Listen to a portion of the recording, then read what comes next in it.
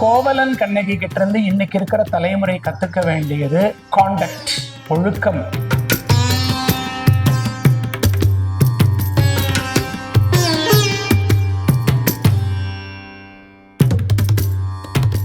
மனைவி இடத்தில் சில குறைகள் இருக்கலாம், நிறைகள் இருக்கலாம். அதற்காக நம்ம இஷ்டத்துக்கு வேறொரு இடத்துல அது கிடைக்குதுங்கிறதுக்காக நம்ம போகக்கூடாது என்பதை கோவலனுடைய கேரக்டர் ஆணித்தரமாக உணர்த்துகிறது. அடுத்தது, இந்த ஒழுக்கம் என்பது மிக முக்கியம் தனி மனித வாழ்க்கையில. அதே மாதிரி ஒரு இளைஞன் என்பவன் உத்தியோகம் புருஷ லட்சணம் என்று சொல்லுவது போல் அவன் எடுத்துக்கொண்டிருக்கக்கூடிய உத்தியோகத்தில் அவன் ஸ்ரத்தையாக இருக்க வேண்டும். கோவலன் அவனுடைய தந்தை இன்டர்நேஷனல் வியாபாரி, சோழனுக்கும் கடன் கொடுத்தவன். ஆனால் அவன் அதில் ஈடுபாடு காட்டவில்லை. கடைசியில் வேறு ஒரு ஊரில் சென்று தலை வெட்டப்பட்டு சாகிறான். இன்றைய இளைஞர்கள் அந்த பொறுப்புணர்வோடு வாழ வேண்டும், காண்டக்டோடு வாழ வேண்டும். அதே மாதிரி கோவலன் கிட்ட இன்னொன்று கற்றுக்கணும். அவனுக்கு தனி மனித ஒழுக்கத்தில் சில குறைகள் இருக்கலாம், ஆனால் தர்ம காரியங்கள் செய்வதில் தலை சிறந்தவனாக இருக்கிறான்.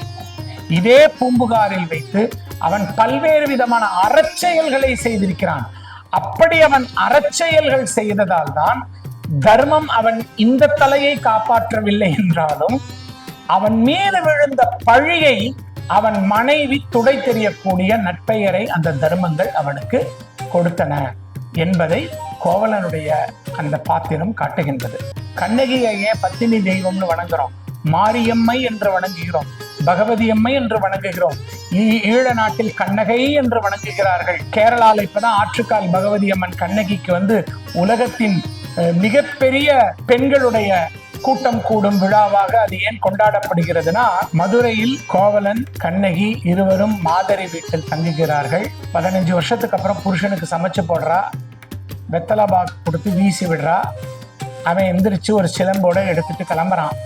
ஒரு வார்த்தை கேட்கறான், இத்தனை விதமான தவறுகள் செய்தும் வா என்று சொன்னவுடன் நீ ஏன் என்னோடு இந்த மதுரைக்கு வந்தாய்?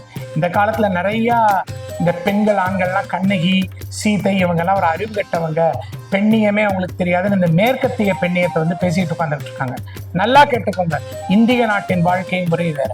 நீங்க என்னதான் ஐடி படிச்சுட்டு போனாலும், என்னதான் இன்டர்நேஷனல் ஸ்கூல்ஸ்ல காலேஜஸ்ல போய் படிச்சுட்டு வெளிநாடுகளுக்கு போனாலும், இந்தியாவினுடைய குடும்ப அமைப்பு என்பது வேறு. அப்ப கண்ணகி ஒரு வார்த்தை சொன்னா பாருங்க, என் வீட்டாரும் உன் வீட்டாரும் வெளியில் சிரித்துக் கொண்டிருந்தார்கள், உள்ளே அழுது கொண்டிருந்தார்கள். பூம்புகாரில் இருக்கக்கூடிய மக்கள் நம்மை தூற்றினார்கள். அந்த மாதிரி ஒரு கேவலமான வாழ்க்கையை நீ வாழ்ந்தாய் என்று ஒரு மனைவி எந்த இடத்தில் கணவன் செய்யும் தவறை எடுத்து சொல்ல வேண்டுமோ அவள் எடுத்து சொன்னாள். நம்பர் 2, நான் ஏன் வந்தேன் தெரியுமா? கூட ஒரு ஆணையும் ஒரு பெண்ணையும் எதற்காக திருமணம் என்ற பந்தத்திற்குள் இணைத்து வைக்கிறார்கள்? லிவ் டுகெதர் ஒண்ணு இன்னைக்கு 2025 கல்ச்சர் கிடையாது. லிவ் டுகெதர் என்னைக்கு இருந்தோ இருக்கு. இஷ்டப்பட்டவனோட இஷ்டப்பட்ட காலத்துல வாழ்ற கல்ச்சர் என்னைக்கு இருந்தோ இருக்கு. அப்புறம் ஏன் இந்த திருமண பந்தம்? அறம் செய்வதற்காக.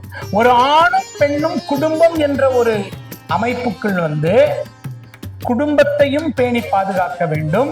தங்களால் முடிந்த அறச்செயல்களை சமுதாயத்திற்கு செய்ய வேண்டும். இதையெல்லாம் நீ இல்லாமல் சில வகை தர்மங்களை எல்லாம் நான் இழந்திருந்தேன். மீண்டும் ஒரு வாய்ப்பு வந்திருக்கிறது, உனக்கும் அந்த வாய்ப்பு வந்திருக்கிறது. இதை தொலைத்து விடக்கூடாது என்று உன்னோடு நான் மதுரைக்கு வந்தேன். இதுதான் ஒரு இந்திய பெண், ஒரு குடும்ப பெண் உலக பெண்களுக்கும் ஆண்களுக்கும் கல்யாண பந்தத்தை பற்றி சொல்லக்கூடியது. அடுத்தது, அவன் எப்பேற்பட்ட தப்பு செஞ்சிருந்தாலும் அவங்கிட்ட ஒரு உண்மை இருக்குன்னா அந்த உண்மைக்காக அவள் போராடினாள். தன் கணவன் வீணா போனவன் தான், ஆனா அவன் தர்மவான், அவன் சில நல்ல கேரக்டர்ஸ் உடையவன். அந்த சிலம்பை அவன் திருடவில்லை, அவன் மீது இருக்கக்கூடிய பழியை நீக்க வேண்டும் என்று போராடினாள். அது சமுதாயத்திற்காக போராடினாள். இல்லைன்னா நீங்களாம் இன்னைக்கு என்ன போட்டுருவீங்க? நீங்க யூடியூப்ல கண்ணகி புருஷனாலெல்லாம் பழி வாங்கிட்டு போயிட்டா இவெல்லாம் ஒரு பொம்பளையான்னு கேட்டுருவீங்க. அவளுக்கு விட தன் காரியத்தை அவள் செய்வான். தான் யார் அப்படின்னு பூம்புகாரை பற்றி சொல்லி 7 பத்தினி பெண்களை பத்தி அவ சொல்றா. அதை பத்தி நான் ரொம்ப டீட்டெயில்டா இங்க சொல்ல விரும்பல. அவங்களை 7 கன்னிமார்களாகவும் உருவகம் செய்து வணங்கக்கூடிய வழக்கம் தமிழகத்தில் உண்டு.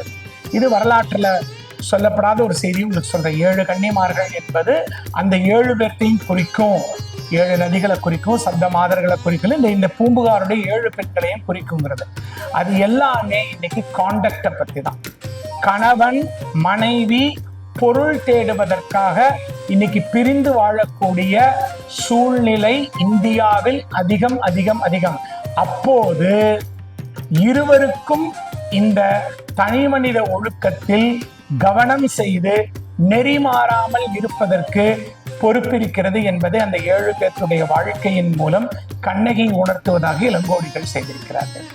இதையெல்லாம் தான் இன்று இருக்கக்கூடிய தலைமுறைக்கு சிலப்பதிகாரம், மணிமேகலை, நம்முடைய சங்க இலக்கியங்கள் உணர்த்துகின்றன. மிக்க நன்றி.